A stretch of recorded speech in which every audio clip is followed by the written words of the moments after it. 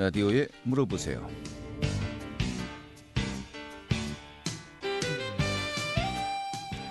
안녕하십니까. 10월 27일 화요일에 인사드리겠습니다. 라디오에 물어보세요. 오늘 하루 진행을 담당하게 된 한태호입니다. 자, KBS 원주방송국의 라디오에 물어보세요. 매주 월요일부터 금요일까지 우리 생활과 밀접한 다양한 분야의 생활 상담 함께하고 있습니다.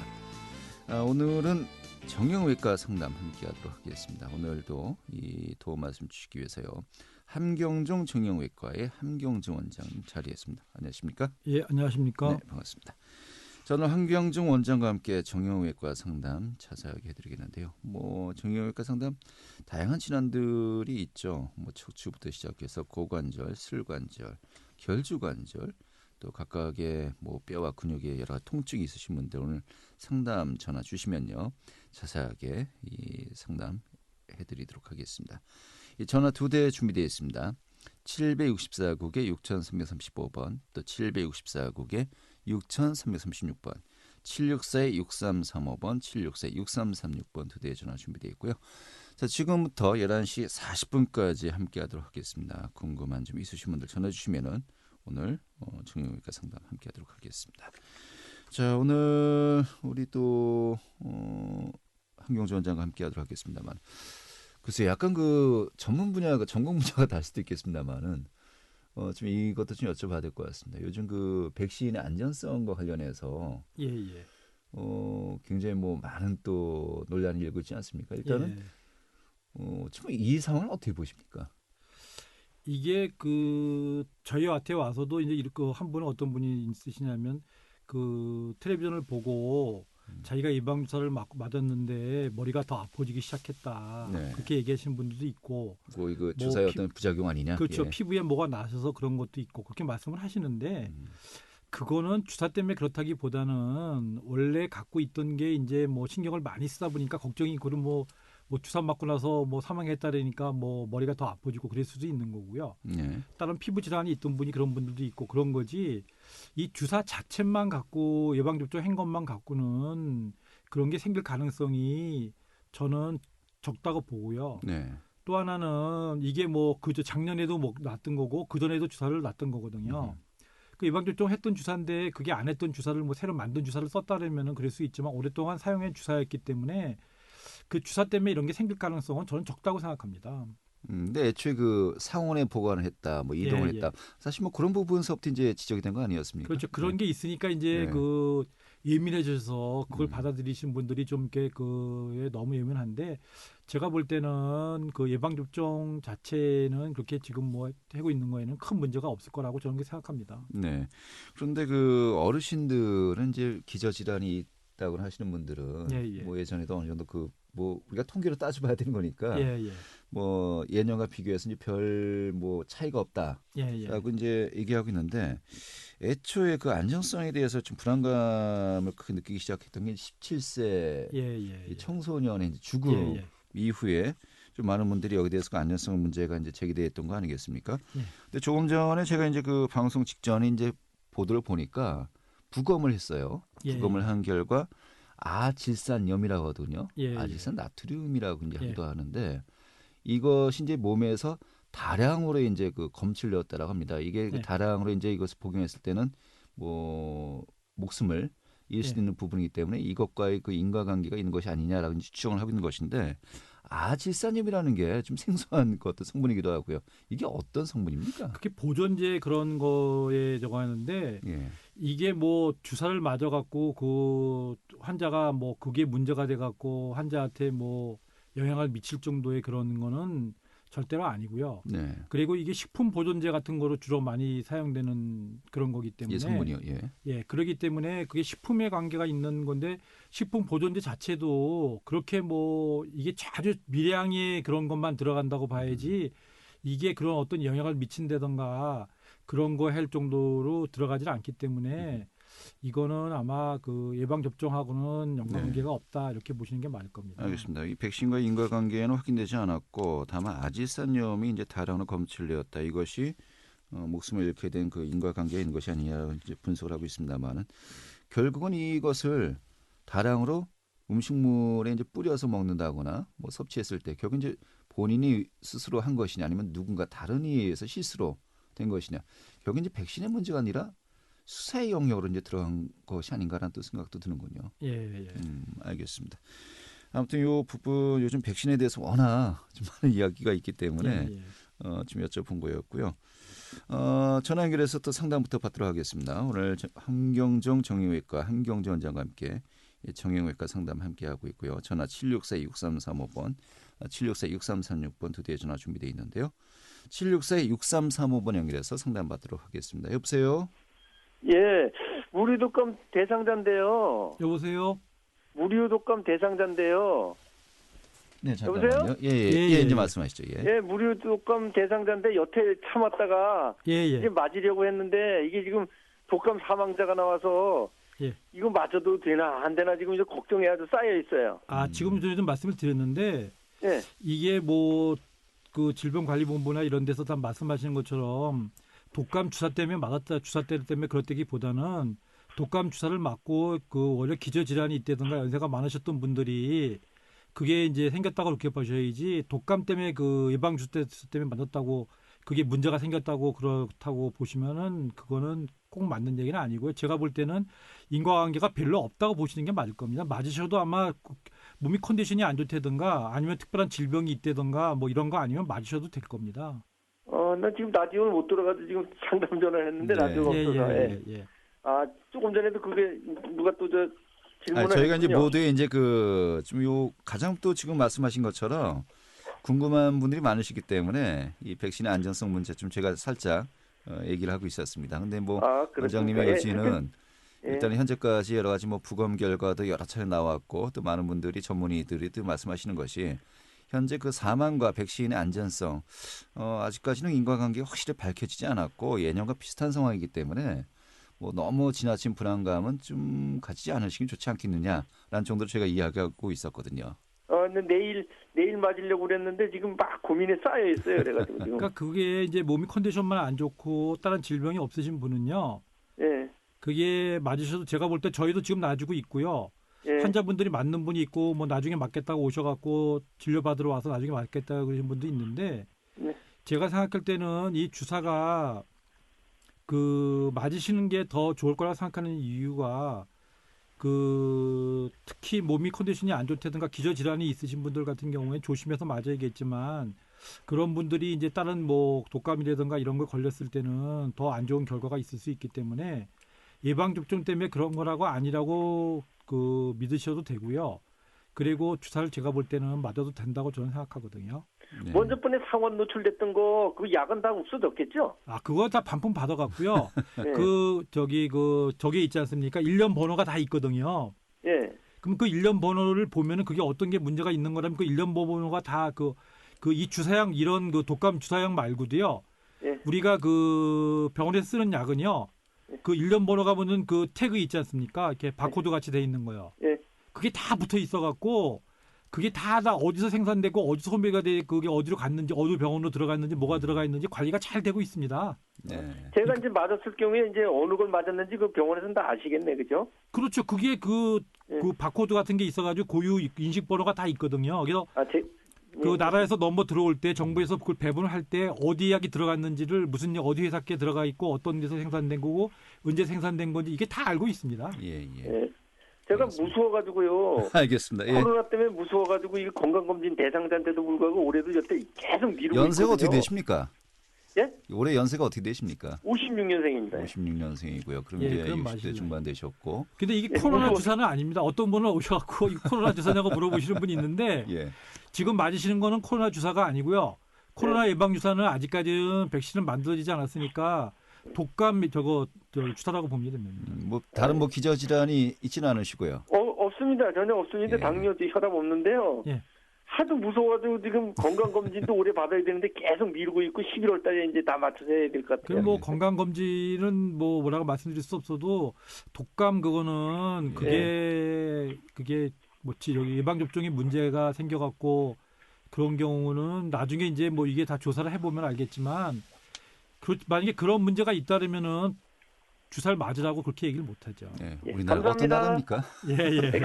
감사합니다. 전화 끊겠습니다. 자, 전화 764-6335번 또 764-6336번 두 대의 전화로 정형외과 상담 함께하고 있는데요. 역시 아무래도 많은 분들이 요즘 관심을 가지고 있는 상황이 이게 아닌가 싶어서 이제 전화 또 상담하신 것 같습니다만 65세 이상이신 분들이 이제 무료 접종 대상자이시고요. 근데 이게 특히 이제 백신 접종 후에 충분한 휴식을 또 많이 강조하더라고요. 그 이유는 어떤 겁니까? 이제 휴식을 하고 뭐 감기 기운이 있다든가 몸 컨디션이 안 좋으면 다음에 맞으시라고 이제 보통 많이 권해드리거든요. 그러니까 그 이유가 우리 몸 컨디션이 안 좋을 때는 그런 게 이 백신이라는 게 쉽게 갖고 적은 양의 그 병을 걸릴 수 있는 거를 집어넣어 갖고 우리 몸이 반응을 해서 그걸 이길 수 있는 걸 만들어주는 거거든요. 그러다 보니까 그거 하면 어떤 부분은 그 부분이 조금 아프다든가 좀 부었다든가 좀 뻘거스름하게 됐다든가 그렇게 얘기하시는 분이 있거든요. 그거는 이런 접종 예방접종이 독감 예방접종뿐만 아니라 뭐 다른 뭐 예방접종 뭐 폐렴 예방접종이라든가 뭐 대상포진 주사라든가 뭐 여러 가지 주사도 다 그런 증상은 조금씩은 있을 수 있습니다. 한마디로 예방접종이라는 게 일부러 균을 집어넣어서 이 항체 면역력을 키우기 위해서 하는 거 아니겠습니까? 그렇죠. 그 이제 일반적으로 개인적으로 아무 증상 없이 지나갈 수도 있겠습니다만 또 항체를 만드는 과정에서 뭐 약간의 피로감, 또 휴식을 또 충분히 취해야 되는 분도 계시겠고요. 알겠습니다. 오늘 아주 예방 접종에 대해서 근본적으로 잘 모르시기 때문에 궁금해하시는 분들이 많이 걱정을 있기 때문에 많이 하시는데 그렇게 걱정하실 정도로 부작용이 생기고 그렇게 뭐 우리나라 제약 산업이 그렇지 않으니까 걱정 안 해도 된다고 생각합니다. 저는. 대한민국 의료 시스템의 어떤 치밀함 전 세계적으로 유명하지 않습니까? 알겠습니다. 좀 계속해서 전화 상담 계속 받도록 하죠. 전화 764-6335번 연결하죠. 여보세요? 여보세요? 네, 말씀하시죠. 네, 발바닥이 좀 저리고 화끈화끈 그럴 때가 있어요. 병원 가도 특별한 증상은 없다고 하는데 어떻게 해야지 되는지요?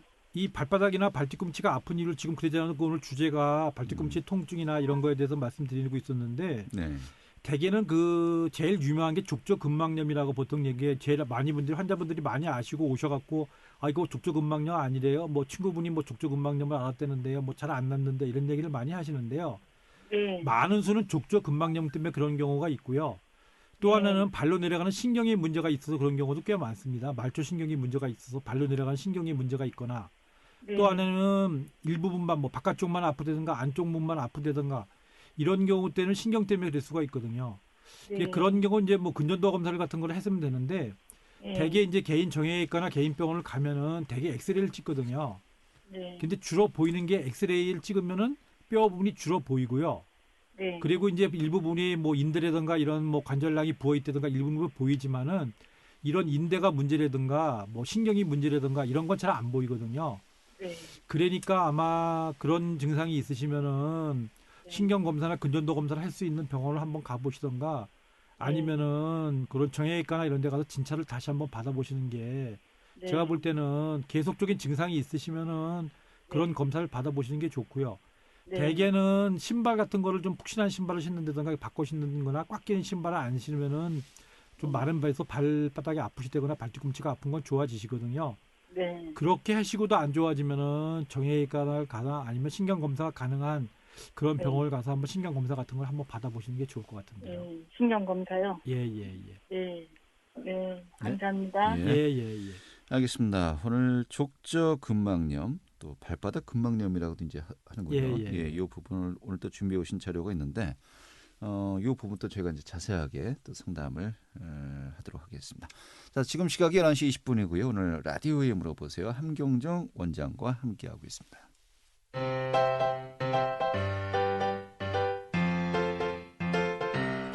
건강정보와 생활정보를 전문가가 직접 상담해드리는 라디오에 물어보세요는 매일 11시 5분부터 40분까지 생방송으로 진행됩니다. 이 방송은 KBS 원주라디오 유튜브 채널을 통해 다시 들으실 수 있습니다.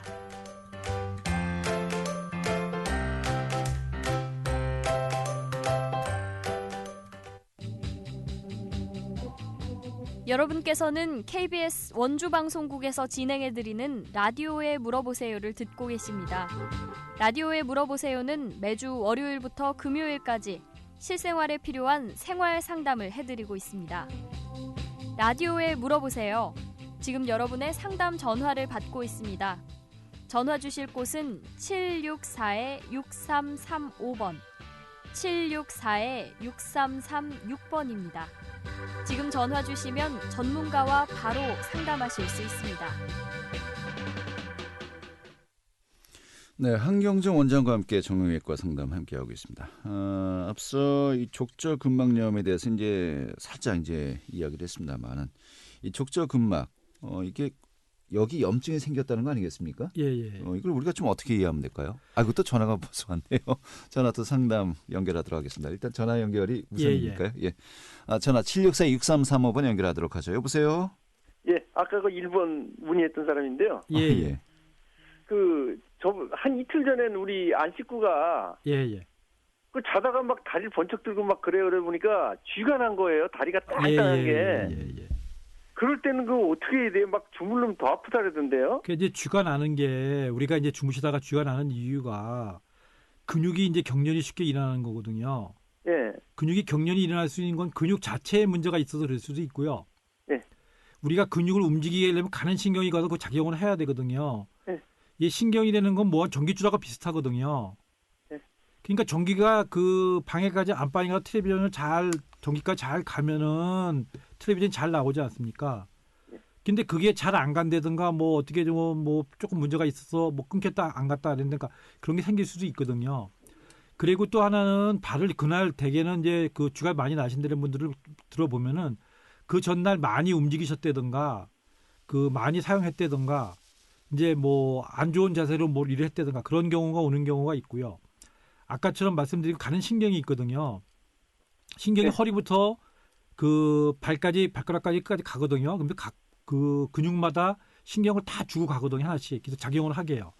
그런 부분에 문제가 생겨서 그런 경우가 많기 때문에 대개는 심하지 않은 경우에는 가끔씩 생기는 경우는 주무시기 전에 저는 그 따뜻한 찜질 같은 걸 좀 하고 주무시라고 말씀을 드리거든요. 뭐 샤워를 한다든가 아니면 따뜻한 찜질을 한다면 근육이 이완되면 좀 나아지거든요. 그런데도 계속 그게 환자분들이 이제 그렇다고 오시는 분들이 꽤 있거든요. 저희 병원에 오시면은 뭐 그 신경 검사 같은 것도 하고 또 그 근육을 풀어주는 주사도 놓기도 하고 그랬는데 일단은 그 보통 우리 경련이 오면 쥐가 난다고 보통 말씀하는데 우리가 이제 그 제일 유명한 게 운동선수들 같은 경우에 그 축구 선수들 뭐 연장전 뛰다 보면은 이렇게 다리에 쥐 난다 해가지고 다리 이렇게 들고서는 이렇게 발목 이렇게 지켜주지 않습니까? 그래가지고 이제 응급처치를 하고 그랬는데 이제 그것도 하려면은 밤에 해보려면 실제 환자분들이 보호자분이 와서 말씀하면은 아파서 건드리질 못하게 하기 때문에 못했다 그랬는데 그럴 때는 조금 아주 심한 때는 좀 지나고 나서는 뭐 따뜻한 찜질을 한다든가 가볍게 이렇게 마사지 정도를 해줄 수밖에 없고요. 그게 자주 있으시면은 그거에 대한 원인을 검사해야 되는데 이제 그게 이제 좀 그 검사를 해도 결과가 안 나오는 경우가 꽤 많습니다. 결과 안 나오면 어떻게 되죠? 수지침으로 이렇게 찔른다면 괜찮다 소리도 있는데요. 그러니까 수지침을 찝는다든가 뭐 이제 주물른다든가 이게 이제 그 자극을 풀어줘서 푸는데 그러지 않아도 시간이 지나면 또 그 풀리거든요, 자연히. 근데 이제 문제는 뭐냐면요. 그게 가끔씩은 신경에 문제가 있는 경우가 있어요. 만약에 보통 제일 유명한 게 좌골신경이라 하지 않습니까? 허리에서 내려오는 신경에서 그게 내려와 갖고 좌골신경을 밑에서 다리 쪽에서 발목, 무릎 쪽에서 신경이 두 개 갈라져 갖고 또 갈라지고 내려가고 발 쪽으로 갈라져 내려가니 그 부분에 문제가 있을 수 있기 때문에 그렇게 자주 있으시면은 어쩌다 한 번 있으실 경우에는 집에서 찜질해 보시고요. 그렇지 않으면은 정형외과나 아니면은 뭐 신경 검사를 할 수 있는 데 가서 검사를 한번 받아보시는 게 좋을 것 같은데요. 예, 알겠습니다. 예. 한경정 원장과 함께 정형외과 상담하고 있고요. 전화 764-6335번 또 764-6336번 두 대의 전화 준비되어 있습니다. 저도 그럼 상담을 받아봐야 되겠는데요. 좀 비슷한 경우인 것 같기도 하고 다른 것 같기도 하고 합니다만 저도 이제 가끔 가다가 일상생활 할 땐 괜찮아요. 그런데 이제 밤에 누웠을 때 자려고 하면은 특히 이제 딱 그 오른쪽 무릎 아래 장단지 부위가 느낌이 뭐라고 해야 됩니까? 이제 혈관이 막 좁혀지는 느낌. 그러다가 탁 펴지면서 이렇게 그게 좀 반복됩니다. 이게 그러니까 굉장히 불쾌하죠. 저린 느낌이 들기도 하는데 이게 한 일주일에 한 번꼴로 그게 몇 번 그런 게 반복되는 증상이 좀 나오거든요. 이것도 원인이 따로 있는 겁니까? 그러니까 제가 그런 걸 보면은 대개는 이 장단지 쪽에 쥐가 많이 나는 이유가 쥐라고 경련 비슷하고 이상 감각 그다음에 쥐 나는 것처럼 저기 뭐 어떤 분은 와서 발바닥이 장단지 있는 쪽으로 시려요. 차가워요. 어떤 분들은 또 더 심한 분들은 나는 한겨울에도 발 내놓고 자야 돼요. 그래서 왜 그러냐면 열이 나갖고 그렇습니다. 어떤 분은 시립니다. 이런 거는 대개 지금 우리나라 분들은 그 혈액순환이 안 돼서 그렇다. 뭐 혈액순환인데 그거보다는 그 신경 때문에 그럴 가능성이 훨씬 더 큽니다. 그게 대개 눌리는 부분이 어느 부분이냐면 그 무릎 뒤쪽을 만져보면은 무릎에서 이렇게 접히는 부분 이렇게 줄 간 부분이 있지 않습니까? 어르신들은 뭐라고 표현하냐면은 행김줄이 땡긴다고 말씀하시거든요. 행김줄이요?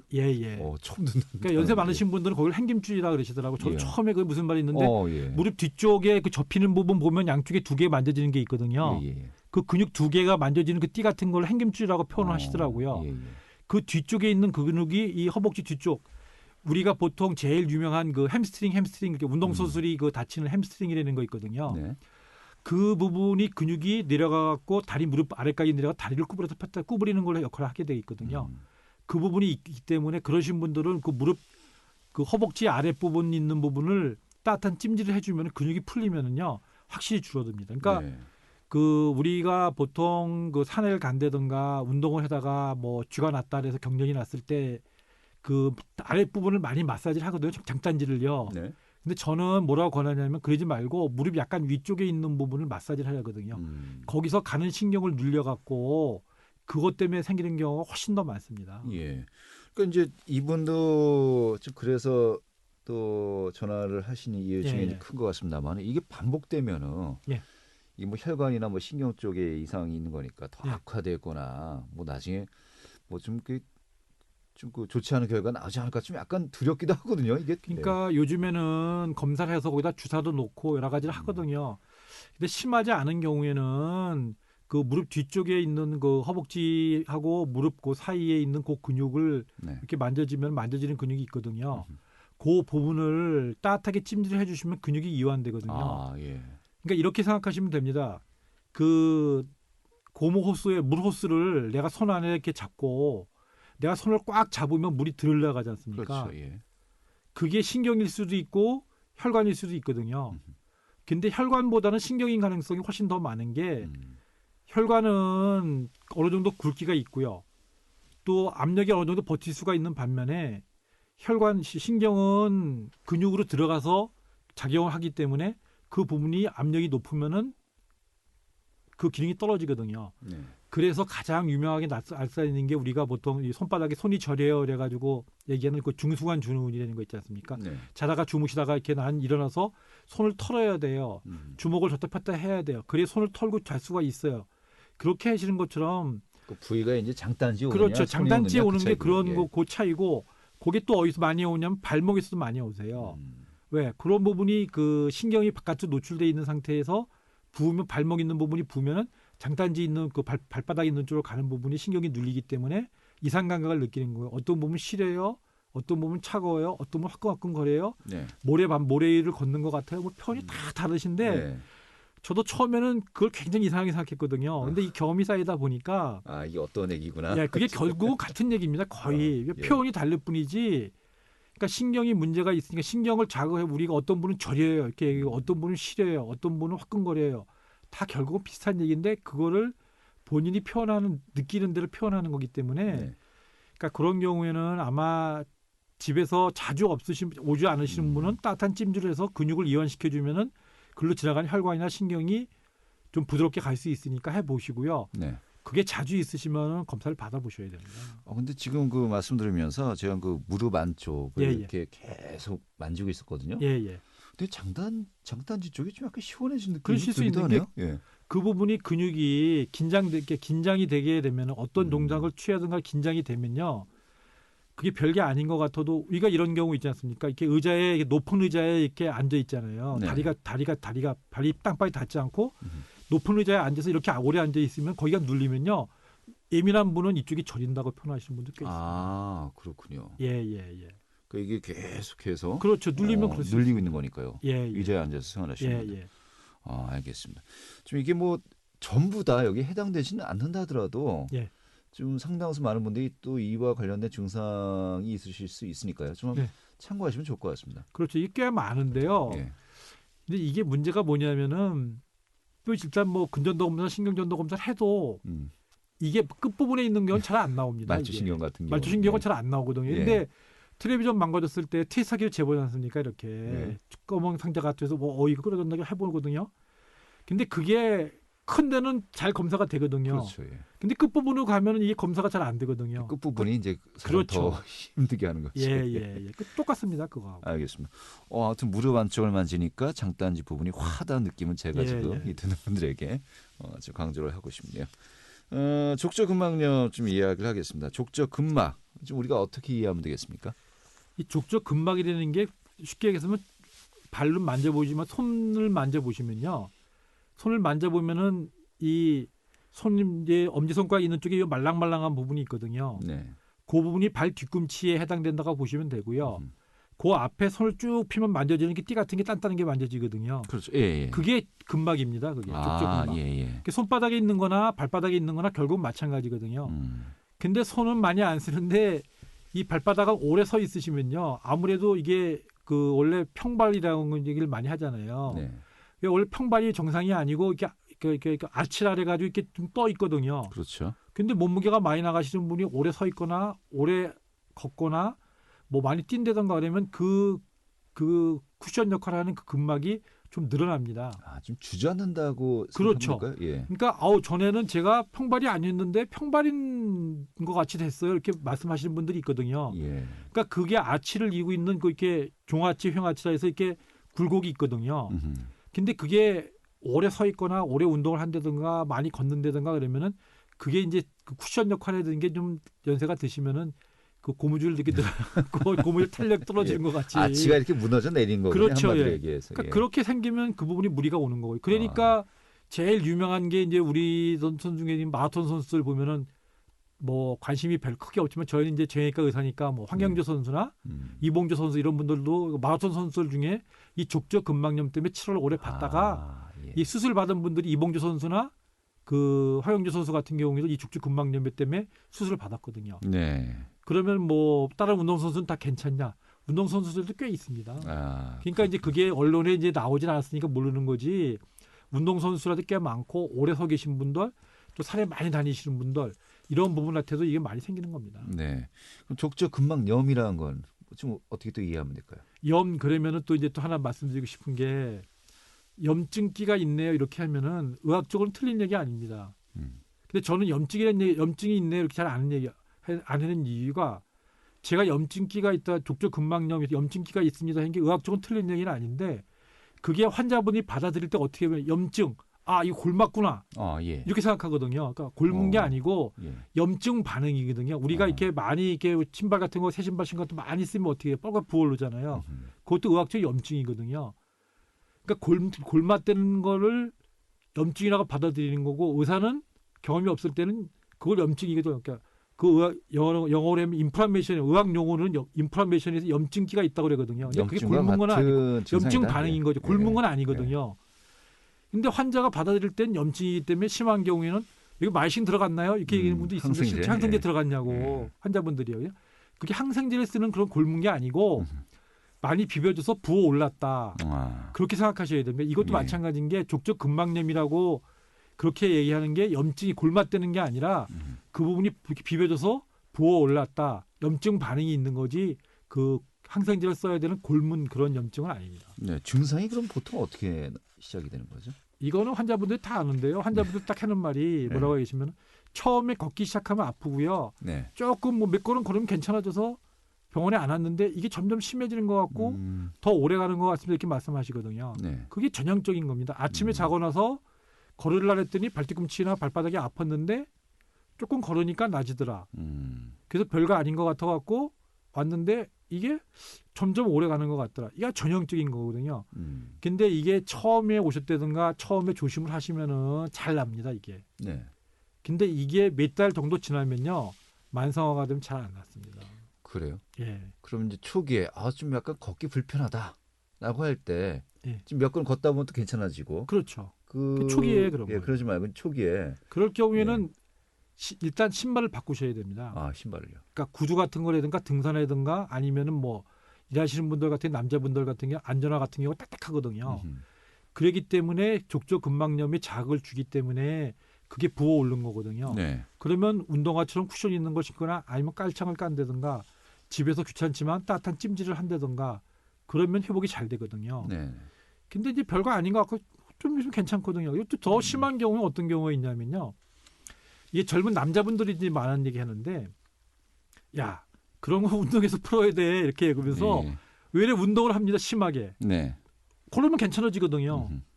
그러니까 더 심하게 되니까 나가서 걸으면 괜찮아지니까 이게 걸으면 낫는구나 그래가지고 일부러 걷습니다. 도리어. 예. 그럼 더 나빠지는 거죠.